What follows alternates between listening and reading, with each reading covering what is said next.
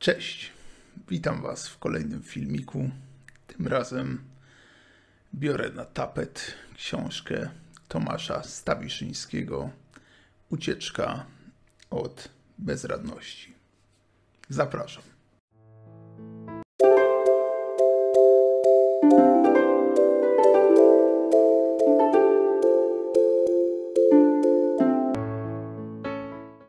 Więc zacznijmy od tego, o czym jest ta książka.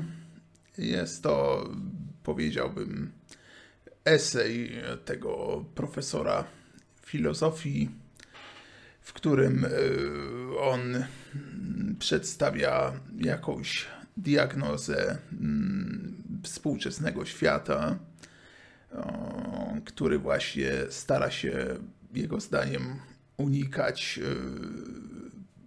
pewnych trudnych i zasadniczych kwestii, i stąd jest ta tytułowa bezradność i nasza próba od niej ucieczki. Książka, z tego co pamiętam, dzieli się na dość wyraźnie od siebie rozdzielone rozdziały.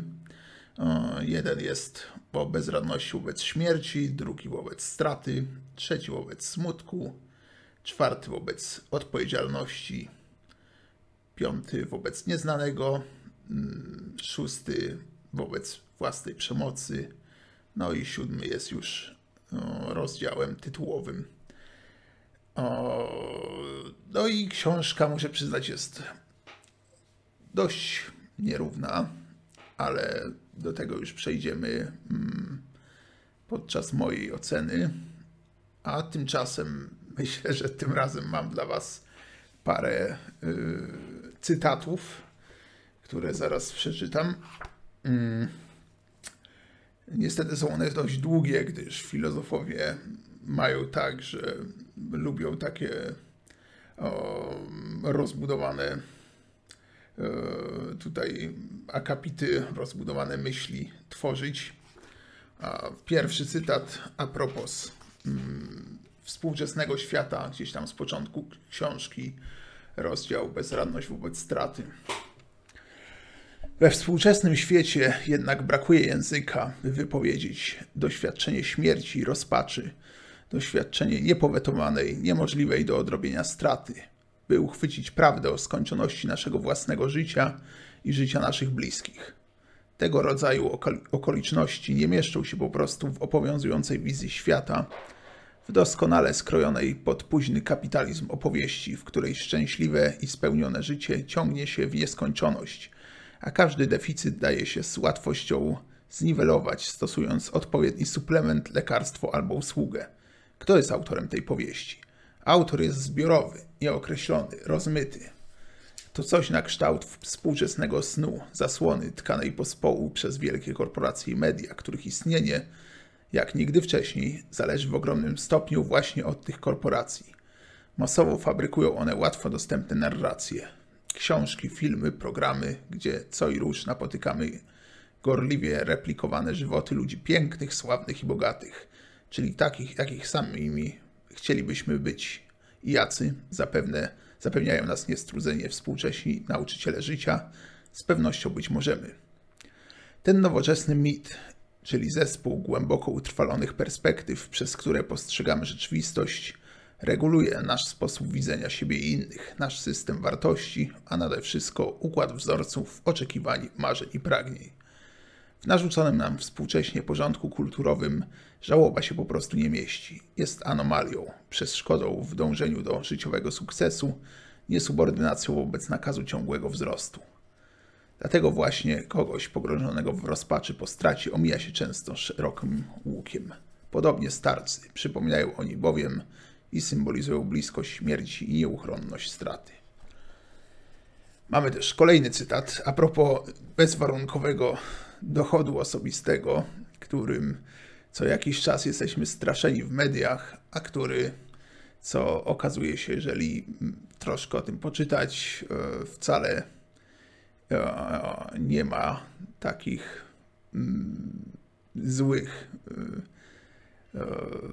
złego wpływu i no te wszystkie tam legendy o tym są jednak trochę na wyrost. I sam cytat.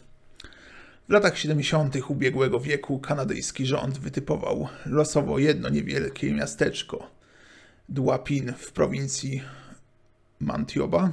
Mieszkanki i mieszkańcy zostali poinformowani, że przez najbliższe 3 lata będą otrzymywać uniwersalny dochód podstawowy w wysokości $16,000 kanadyjskich rocznie. Wiedzieli, że jest to inwestycja bezzwrotna i bezwarunkowa. Nie ma potrzeby żadnego rozliczania się z wydatków. Można wydawać pieniądze na co się tylko chce. Oczywiście rozmaici współcześni kanadyjscy neoliberałowie prześcigali się w kreowaniu najbardziej katastroficznych wizji. Przewidywali powszechne porzucenie pracy zarobkowej, wzrost konsumpcji alkoholu i innych używek oraz wszelkie możliwe społeczne plagi. Tymczasem wyniki okazały się zdumiewające nie tylko dla grupy sceptyków i przeciwników tego pomysłu. Nawet czuwająca nad przebiegiem eksperymentu dr Evelyn Forget z Uniwersytetu w Manitobi nie kryła zaskoczenia. Wszelkie wskaźniki społeczne i gospodarcze poszły w górę. Zmniejszyło się bezrobocie, rodziło się więcej dzieci. Ale najbardziej zaskakujące efekty pojawiły się tam, gdzie się ich najmniej spodziewano. Otóż okazało się, że poszły także w dół wskaźniki zapadalności na zaburzenia lękowe i depresję, a liczba przypadków hospitalizacji psychiatrycznej zmniejszyła się blisko o 10%. To była z kolei rozdział o bezradności wobec smutku. No i ostatni cytat. A propos dogmatów, które powiedzmy są nam jakoś tam wpajane pobocznie przez największe narracje tutaj działające. Autor tutaj recenzuje, wyciągać tam abstrakty z książki Prawy Umysł, którą bardzo polecam, i książki The Coddling of the American Mind, której nie czytałem. Mówi, że te dogmaty to, po pierwsze, co cię nie zabije, uczyni cię słabszym. Jakakolwiek ekspozycja na idee i przekonania, z którymi się nie zgadzasz, jakikolwiek dyskomfort, który odczuwasz, to zdarzenia traumatyczne. Ekspozycja na odmienne poglądy, jak również na ludzi, którzy te poglądy wyznają. Ekspozycji na poglądy, jak i również na ludzi, którzy te poglądy wyznają, należy stanowczo unikać, nie zaś podejmować z nimi dyskusję. Po drugie, zawsze ufaj uczuciom. Jeśli czujesz, że ktoś cię obraził, to znaczy, że zrobił coś obraźliwego. Jeśli czujesz, że ktoś sprawił ci przykrość, to znaczy, że zrobił coś niemiłego. Jeśli czujesz, że ktoś zastosował wobec ciebie przemoc, to znaczy, że zastosował wobec ciebie przemoc. Subiektywne doświadczenie jest wyłącznym, jedynym kryterium. Nie dopuszcza się, że uczucia mogą być nieadekwatne, że nasza reakcja emocjonalna może być przesadzona z powodu jakichś osobistych uwarunkowań, albo że zwyczajnie możemy pewne rzeczy źle zinterpretować. Po trzecie, świat dzieli się na ludzi dobrych i złych. Tych drugich należy zidentyfikować, odizolować i bezwzględnie ukarać, ponieważ albo jest się szlachetnym i całkowicie nieskazitelnym, albo podłym i przepełnionym jak najgorszymi intencjami. Nie ma tu żadnych niuansów, nie ma przestrzeni na negocjacje, na dyskusje, na konfrontację z innymi punktami widzenia. I to wszystkie cytaty, jakie dla was mam. No więc zasadniczo ta książka jest właśnie napisana przez tego profesora Stawiszyńskiego.